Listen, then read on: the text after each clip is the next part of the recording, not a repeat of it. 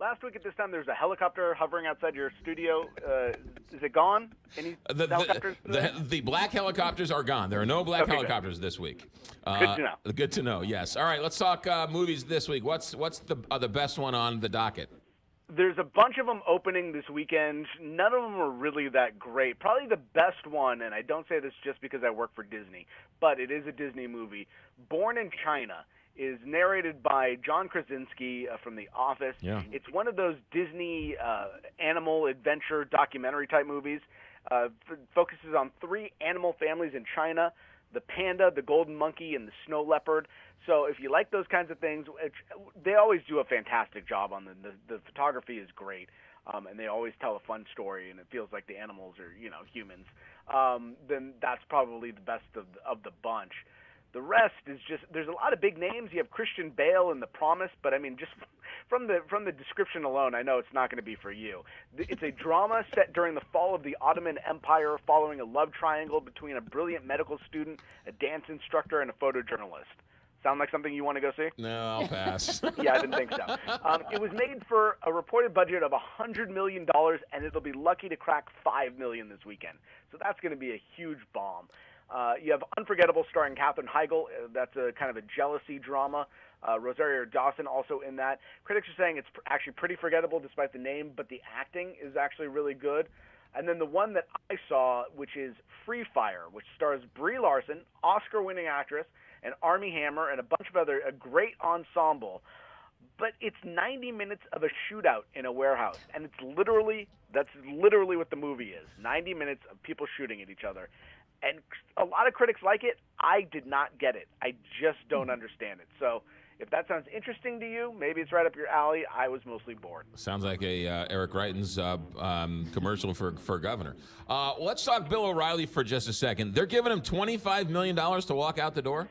$25 million. Yep, that's what equivalent to 1 year's salary is what's being reported by many outlets.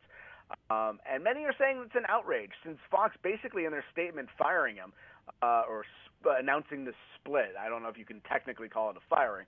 But they said that he was being let go because they did an investigation and, they found stuff. So he was being let go for cause, basically.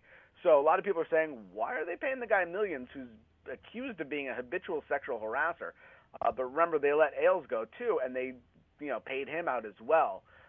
So a lot of people are wondering, if you're doing this to change the corporate culture, but here you are paying $25 million to the guy, are you really accomplishing anything? Well, you only paid $13 million to the women, but you're paying $25 million to the guy. Right, million, and just combine them both, you're talking almost $40 million because of sexual harassment. That again, Riley claims that O'Reilly says did not happen. Or he's going to fight it or whatever. It'll be interesting to see. So they're giving him $25 million. That's a year's salary. Usually in a case like that, that means that you have to sit out for a year. Yeah, good point. I wonder if we're going to see him, if he's going to, try to combat these claims in any kind of venue over the next year, or if he has to sit on the beach. And finally, Jason Nathanson, what is Record Store a Day? I've heard about this, where there used to be something called record stores.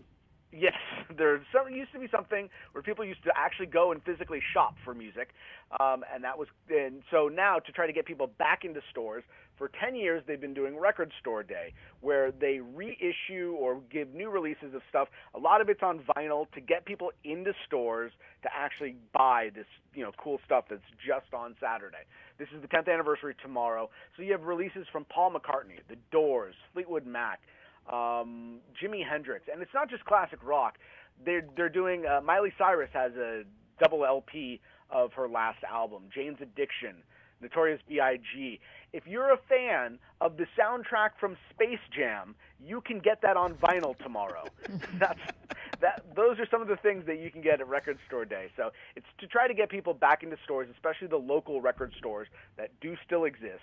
And you can get some of these pretty cool deals. So what you're saying is it's easier to find the soundtrack to Space Jams than it is to actually find a store that will sell it. Exactly. That is Jason 100%. Nathanson. Jason, have a good week. Thanks for checking in. You too. Take care. 826, Big 550, KTRS. Had a friend of mine call me up yesterday and asked me a very simple question. They said, if I have carpet, can I rip up the carpet and put hardwood